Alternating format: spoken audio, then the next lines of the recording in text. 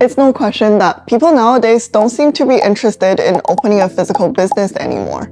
If you look at the Google Trends over these two terms, online business versus physical business, online business has over 25 times more searches in the past 5 years. I am a pharmacist, and I was a small business owner of a local drugstore for over 6 years. Being a young professional, I do see some obvious advantages of online businesses. Online businesses need very little upfront cost. The first make or break challenge of a physical business is you do need some investment upfront. It doesn't matter if you open a tiny office or a hole-in-the-wall restaurant, you need at least the money to put down the rent deposit, renovation, and inventory. Even in the least requirement model of opening a business, which I talked about in this video, assuming your rent is $1,000 a month and you typically need to put down 3 months of rent for deposit, you need to at least make a new signage for your business and put up some shelves, plus you need to display some of your inventory. So at the minimum, you're looking at $10,000 to start a physical business, and I'm already simplifying things a lot here. The other advantage of an online business is something I think super trendy right now, and I hear this word being thrown around a lot,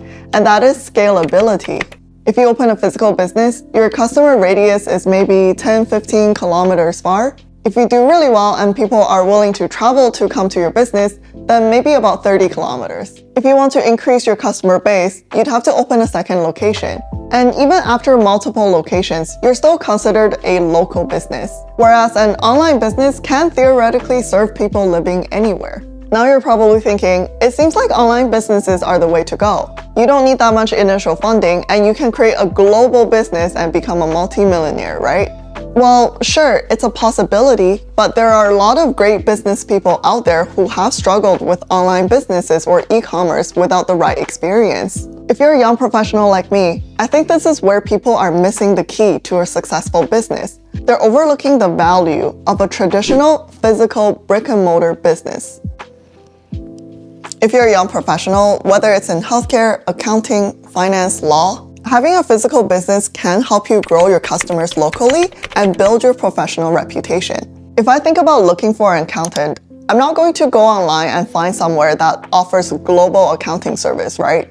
I want someone who understands local laws and can give me relevant advice. So I'm more likely to ask my friends for their recommendations. Making an online accounting firm in this digital age can be a good idea, but there are still people that find safety in knowing that the accountant exists somewhere in or close to their city. A great example of this is online walk-in clinics that say they see patients virtually. They advertise themselves as being online, so you can easily make appointments yourself and see the doctor over the internet.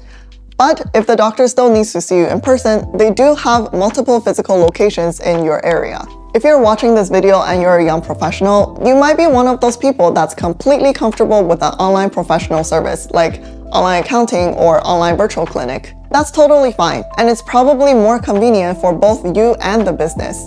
But the reason why physical businesses sometimes work better is that it matches the needs to their target clientele. For those of us that are in our 20s or 30s, how often do you go see your doctor? Maybe every 3 months? Every year?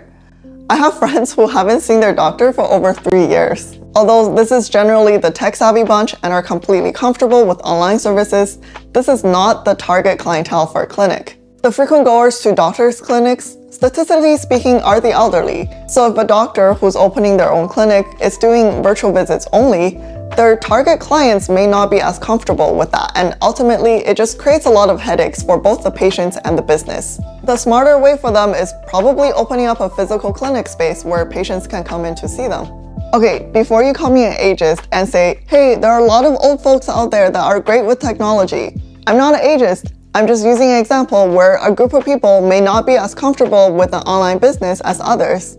I'm going to give a personal example and has nothing to do with age, where I prefer going into a business to shop physically versus virtually.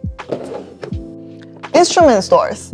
I know on Amazon they sell a ton of instruments. Also, all the big brands like Yamaha, Fender, they all have their own online store as well. It doesn't matter how descriptive they write about their instruments.